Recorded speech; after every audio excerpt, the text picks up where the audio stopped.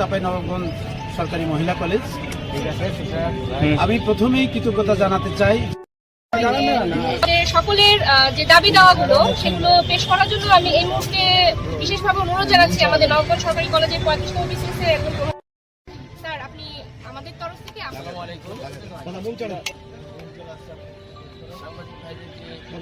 ধন্যবাদ জানাচ্ছি। কেউ 12 বছর, কেউ 11 বছর, কেউ 10 বছর, কেউ 9 বছর, কেউ 8 বছর ধরে, এখন 9 বছর, কেউ 10 বছর, কেউ বা 8 বছর ধরে একই পদে প্রবাসক পদে চাকরি করছে। তারপরে এই যে এতদিন নাফাজুল্লাহ সরকারি কলেজের সহকর্মীবৃন্দ, আমার সামনে সাংবাদিক ভাইরা, সবাইকে সালাম জানাচ্ছি। প্রিয় সাংবাদিক, যোগ্যতা লাগে পদোন্নতির জন্য, আমরা সবকিছু কমপ্লিট করার পরেও আজকে আমরা এখন পর্যন্ত প্রভাষক পদে রয়েছি। লজ্জা, আমরা নিজেরাও লজ্জিত। বিষয়টি এই পর্যন্ত আসতো না যদি না